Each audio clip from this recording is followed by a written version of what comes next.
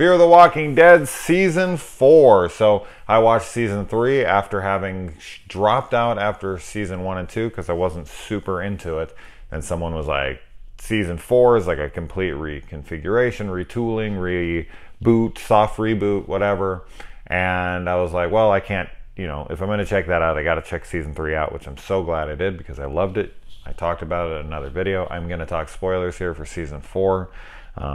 But I ended up really enjoying Season 4. I still prefer Season 3, which is funny because people were like, Season 4, man, just get to it. It's awesome. I did like it a lot. And I understand people who didn't like Fear the Walking Dead would probably be much more keen on this because it is so different. The only remaining characters we have are Alicia, Victor, and Luciana. So they get rid of everyone else and we introduce a slew of new characters. So it does feel like a soft reboot of sorts. But I really liked where Season 3 was heading. I really liked all that stuff. I really liked, you know, the Native American leader, Walker. I dug that character a lot, and I was super bummed that he seems to be pushed aside. I'm hoping to see his return in Season 5 because we don't really know his fate. He doesn't make an appearance here. The whole dam incident and all that seems to just be completely thrown under the bus. The, what were those guys' names again? Shit. I watched this like a fucking month ago now. 2-3 weeks ago. The Proctors, right? Yeah. That storyline completely ditched. They were like, we're going to be coming for you. We're going to be gunning for you. I would have loved to see that go on with Walker and all of them, you know, running from the Proctors. That sucks that didn't get explored. So I am bummed about that. So that probably does hurt my enjoyment of Season 4 because of something that I wanted to see. But because I didn't get that, I'm not going to cry and be like, you didn't give me what I want, so now I'm mad. No, I'll look at what you gave me and I'll judge it accordingly. And what I got was a very good season. I think where this season has its struggles is, A, there's a couple episodes that weren't all that interesting to me. Which, you know, with 16 episodes, it's bound to happen here and there. So I'm not going to knock it too much for that. But it's the villain. All right. So the villain, Martha, I really liked her backstory. I thought it made sense of why she was the way she was. I felt for her. It's fucked up. Her husband's sitting there dying on the side of the road. No one will stop to help her. And so I get her motives. I get her drive, 100%. So I'm with her on that. So I thought the backstory was great. I thought the performance from the actress was great. But one woman versus all of these people, and all she has at her disposal is putting a zombie on the end of a stick and walking it around like Michonne did with the two jawless fucking zombies that she used to, you know, push through hordes of zombies like some kind of fucking reindeer sleigh. It's just, she's not a big enough threat. There's so many times throughout this, like, just shoot her. Just get rid of her. And I get it. You know, Morgan doesn't kill, but all the others just do. All the others have no problem killing. They couldn't take this one chick out. One chick with nothing else to her. She didn't have any followers. Not one backer at all. Like, the freaking Walking Dead crew had to take on the Saviors. You know, they had to take on Negan and his crew. And there was hundreds of them. That made sense. Even though I really didn't like Season 8, I got the force. I got the threat with Martha. Really? One chick who has no trace. She's just like some regular chick who was stranded on the side of a road with her husband. We don't know much else about her background. Was she a fucking Navy SEAL? Was like, what did this chick do in her previous life? How is she such a threat to like 15 fucking people who have lived in a wasteland, survivalistic wasteland for years, and somehow can't take on? They've dealt with the Proctors. They've dealt with all these insane things in the past, in the other previous seasons, but they can't take out one chick who has a zombie on a stick. That was the kind of stuff that was like, Really? And she's sneaking up on people with a zombie, like a fucking, a horse-led zombie, like just pushing it on a stick. It only can go as fast as it can walk. They're called walkers, not runners, right? So unless if you push them, they go faster. I don't think they're capable of doing that. I feel like they'd fall over. They only can move so fast. They're moving as fast as their body would allow. If not, they would be moving faster. So her pushing them around, and they make noise the whole time. It's not like you can gag them and then just like pull the gag out last second. That would have been interesting if she would have had something over their mouth to keep them quiet, and then just like right at the last second tore it off their mouth to like reveal, the teeth and the noise. Although you'd probably still hear the mumbling under it, but whatever. She snuck up, like they show this montage of her taking out the truck drivers that worked for Polar Bear, and I was like, there was a couple where she sneaks up on them. How did she sneak up on them? And how did she know where these trucks were going to stop? She just waited by a mile marker every 10 miles and then just like waited in the bushes with one of these things and then slowly crept up on them without them know. Like, I try not to get too logical when I watch these shows. Yes, there is some suspension of disbelief. I say this all the time. But it's stuff like that. Her posing as such a threat when it's one woman by herself and a fucking zombie on a stick. I even feel like she should be wearing one of those hot dog and a stick costumes. Fucking pushing them around with a zombie on a stick. It's just silly. It's just fucking silly. And the amount of damage she does. And then there's so many dumb sequences. Like when they all get poisoned in the last episode, and they're like, oh, there's an entire truck of ethanol out there that we can go and get at. Somehow beer saves them, and they are in a liquor store, and there was beers in those boxes later, but I guess it's all gone. They don't have any liquor of any sort. Like, not even fucking Victor had any liquor on him. This guy has liquor in his fucking shoes at all times. Like, this guy is an alcoholic. And of course, the irony of it is that liquor is what saves him after he's trying to drink himself to death, which I thought was fairly poetic and kind of cute. But there's a truck of ethanol out there, and they're trying to take a jug to fill it up, and the guy can't get it open. I can't remember who it was. I think it was Victor, right? And so freaking Athena, or At, goes up there, and she gets on her turret SWAT guns, and she shoots the thing, and it pokes holes in the side of it. Pokes holes in the holes, tiny little holes in a container that's filled supposedly with thousands of gallons of ethanol. And they're just laying there as it's pouring out of the thing. I thought when I saw that, I was like, oh, cool. Like, I thought that was the cool, she got it open, like, saved the day. Like, we couldn't get it open otherwise. Isn't it flammable? Like, wouldn't have that blown up maybe? No, I don't know. Regardless. But it hit and it sprung a leak. And it was a short, small little leak. There was like a few bullet holes in it. And it's just kind of draining out slowly.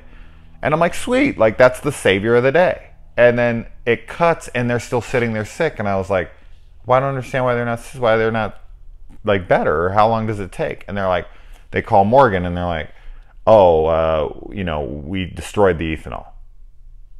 What?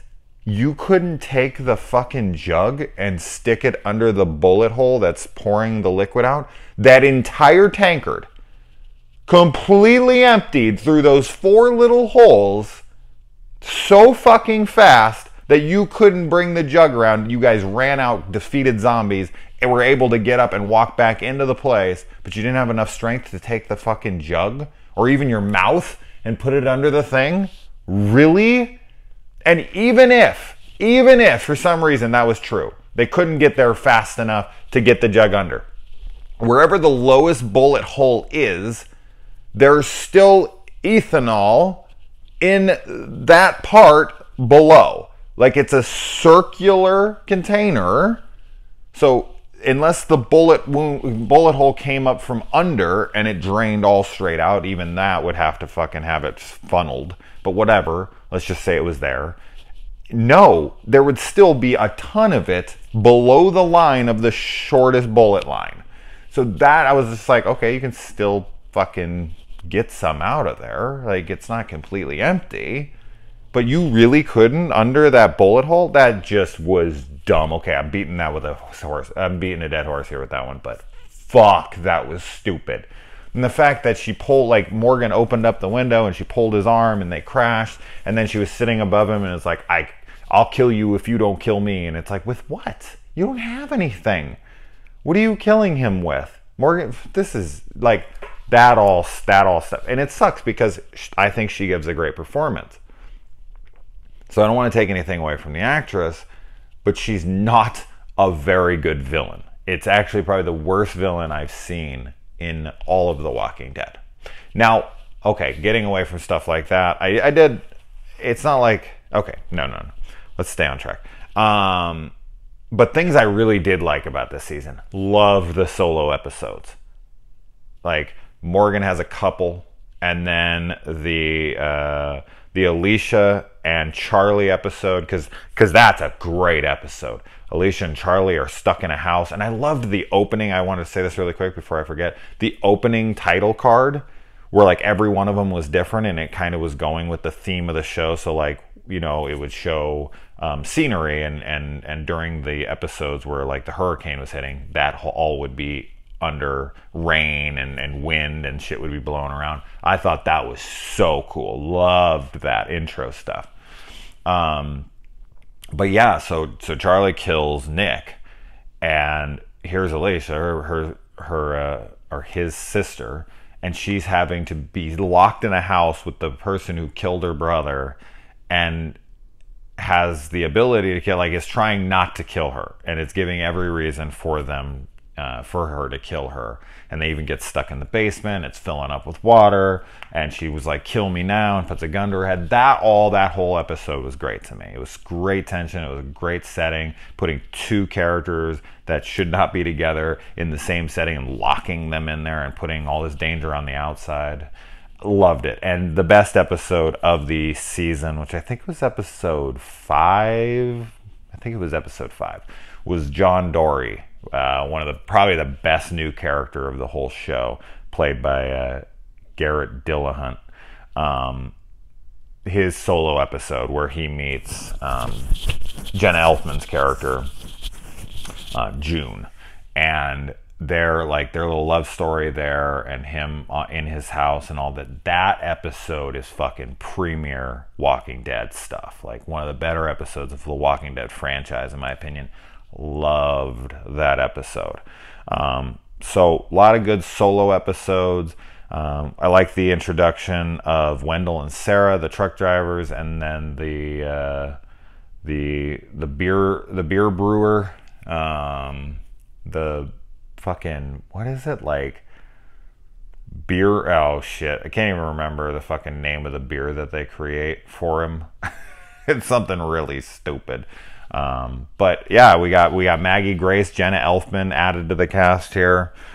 And her like tank with like turret guns on it and whatnot is a little over the top, but still fun. I mean, it's used a lot in this season, and I like it.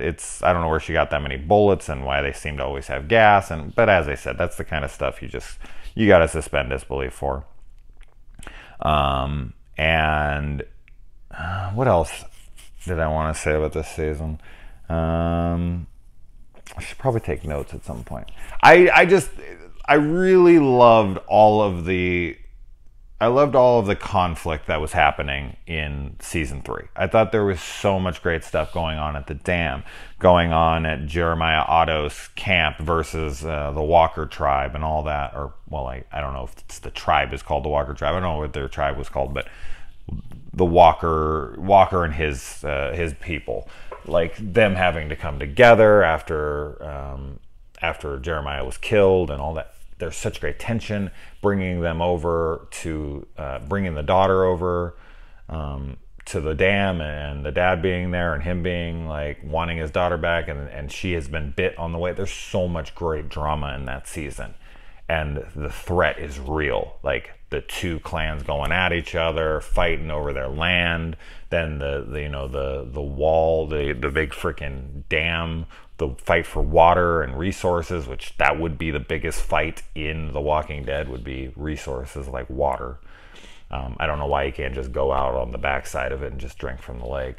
They have snipers up there, I guess, that just look for people who are trying to get a drink of water, even though it's like 1 billion gallons of water sitting right there. I'm pretty sure everyone could take a drink, but whatever. But it's just such great tension. And throughout this, it's a little more intimate. It's much smaller scale, much toned down in size of scale.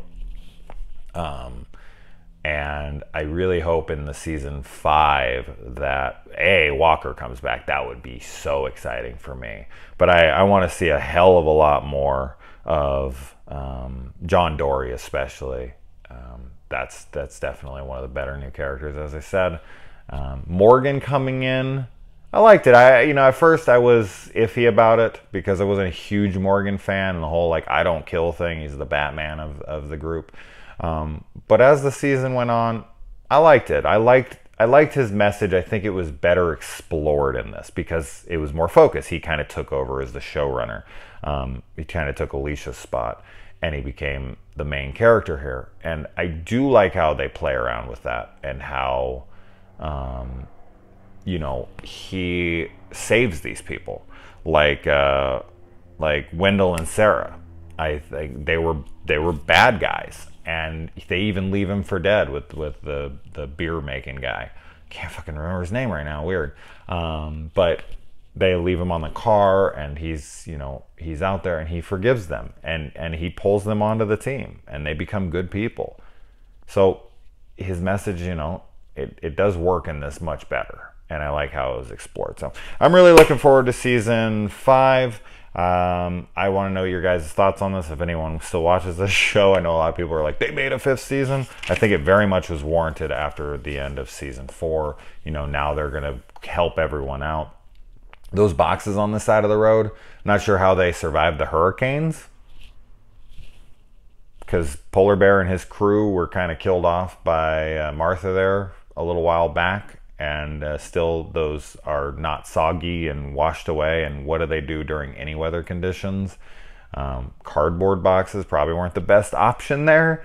Maybe like the big freaking containers, like plastic containers, like with lids. Those would have worked a hell of a lot better. Put like rocks on them and then signs. That would have made more sense than a fucking cardboard box that wouldn't. I mean, the fact that this deals so heavily with weather issues, which I love when they bring the weather into it, because that would be such an obstacle to overcome. I love the last episode of The Walking Dead in season 9, where they're stuck in the freezing snow, and like there's zombies and they're stuck in the fucking ice and they're frozen and they're out there in the weather. I love that stuff. So hurricanes, blizzards, all that, fuck yeah, up those are fantastic. But the fact that there's so much emphasis on weather, and then they put them in cardboard boxes that don't even have lids on them, like they're just fucking sitting there and they're like practically half open. It rains once, it would ruin half the shit in there. And the box would fall apart and everything would go everywhere. It's just silly. It's just a little silly. There's a lot of thought was put into certain things, and a lot of thought was not put into a lot of other things. I only pointed out a couple of the issues. I'm not going to sit here and point them all out, but I thought those are some of the bigger ones. But all in all, I'm really looking forward to season 5. Let me know what you guys think. Adios.